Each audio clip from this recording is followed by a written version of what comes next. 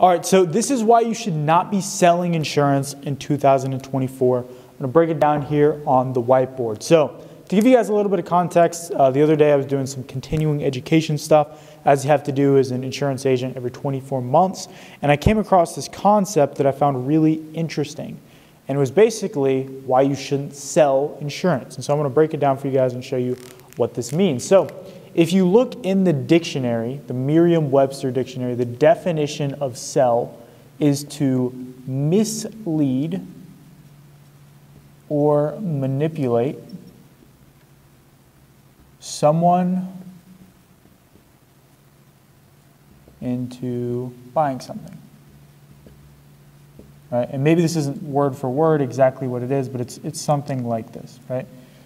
To mislead or manipulate someone into buying something, right? And so what happens a lot of times is new agents will come into the business. Sometimes they have sales experience, sometimes they don't. But like the majority, the kind of like go-to way to teach new agents to, sign people up into policies is called hardcore sales, right? And so this is something that was like really popularized in like the 80s and before, 80s and earlier, right? And basically what you'd have is you'd have all these people that would like go to people's doors and sell them vacuums or knives or all these random things. And before the internet, it was much easier to do all this stuff. Granted, I was born in 2001, so I don't remember it, but from my understanding of it, it was much easier to do this kind of stuff, right? You go to people's houses, they're not really expecting to be sold. They're not, suspicious or skeptical about different things. And you could really just like push a product on them, right? So these people were called product pushers. And so what product pushers do is they have a specific product and they just push the product down people's throats to get them to buy that. Now, in insurance, this was also done because people would go to someone's house and they'd be like, hey, you need to get life insurance because you're going to die someday. And then there's even some people will do like, they'll walk up to someone's house, they'll draw a casket. This is going to be the worst casket you've ever seen. This is going to look more like a spider. Let's see, casket. I'll just draw a box to keep it simple. And then they'll draw like a stick figure in there. And they'll be like, this is going to be you someday. How is your family going to pay for it? Like that's the level of way that people were selling this product. And that is like classic product pushing, right? So what happens is all of these people go out and they just are shoving things down people's throat that they don't actually need just to get a commission. And what happens is it actually ruins it for the rest of us, right? So now all of these people that are getting sold life insurance and getting sold vacuums and milk and knives and all these random things, they're starting to get jaded against salespeople.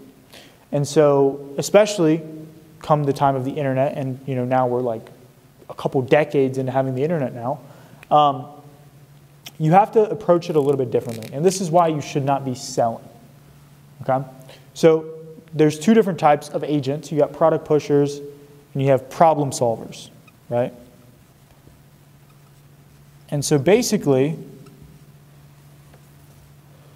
product pushers are what I was just telling you guys about. Product solvers are more like doctors, right? And so what they're trying to do is they're trying to, first off, find out if there's a problem. Second off, find out what the problem is. And third of all, diagnose the problem. Last thing is solve the problem, right? So problem solvers are coming into it with a different approach than product pushers. These people are like, I'm going to sell something. These people are like, I'm going to figure out if there's a problem and see if I can help them solve it. So problem solvers are the ones that actually make money now. So how do you actually become a problem solver instead of a pushy salesperson, product pusher that doesn't actually make any money in 2024? Let me show you. So the problem solvers are all about solving problems and figuring out what the need is, which I like to call the why. So the why is basically the emotional reason as to why someone is going to buy life insurance. And so essentially what you do is you come at it with more of a consultative approach, right? Consultative approach. Meaning you're coming in asking questions instead of giving lines and giving answers. So essentially what you need to do is kind of the way the sales call is structured. And I'm gonna base this off of a telesale because that's what we teach, that's what we do, and that's what most of you guys probably do. Is basically the first part of your call, the first part of your script is literally just to make sure someone doesn't hang up on you. That's the call intro, right? So, hey, is Jerry there? Right? That's like what you say first. Jerry responds, hey, Jerry, it's just Tim. I was getting back to you about that form you filled out about the life insurance here. Is this your first time looking into this? Right? And so basically that's the call intro. Very simple, very, cut and dry. Just introducing yourself. You're not like, hey, Jerry, this is Tim calling you from Zoosurance. You ask questions. You treat it like a conversation. Call intro. The next thing you do, this is the most important part of the whole call, is the information gathering. So the consultative approach starts with intro, and then we go info gather, right? And this is where the magic happens. Because what you're doing here is you're asking questions, right? You're basically like a detective. You're like Sherlock Holmes if you want to get all fancy with it. So you're basically just information gathering. So you start asking questions. Okay, got it. So is this your first time, looking into life insurance, or have you kind of shopped around before, right? And so somebody will say, oh, well, I've been looking for the past 2 weeks, whatever. And what you'll find is like when these people give you these little pieces of information, if you dive in deeper, you find out a bunch more. So a lot of people, they'll hear someone say, oh, well, I've been shopping around for the last 2 weeks, and they'll just immediately skip over because they're focused on one thing, and that's the sale. Whereas problem solvers are focused on the consumer and solving the problem. So if they're like, I've been looking for the last 2 weeks, well, what do? You ask. Okay, got it. Well, obviously nobody wants to just talk about life insurance all the time. You've been looking for the last 2 weeks. Is there any particular reason you haven't really moved forward with anyone in the past? Right? So I'm finding out why are they still looking. I'm pulling on the thread to see if there's something there. And what you'll find a lot of times is they'll tell you exactly what the problem is.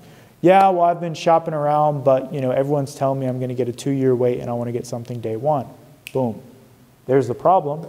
Everyone's giving them a 2-year wait. If I can solve the problem, I'm going to get the sale, right? If you can solve the problem, you'll get the sale. So that, ladies and gentlemen, in a nutshell, is why you should not be selling life insurance in 2024, and instead, you should simply just be solving people's problems. If you guys enjoyed this video, hit the like button down below, hit the subscribe button for more content like this. If you guys like the whiteboard stuff, let me know. I'll make more of it. And without any further ado, I will see you guys in the next video. Peace.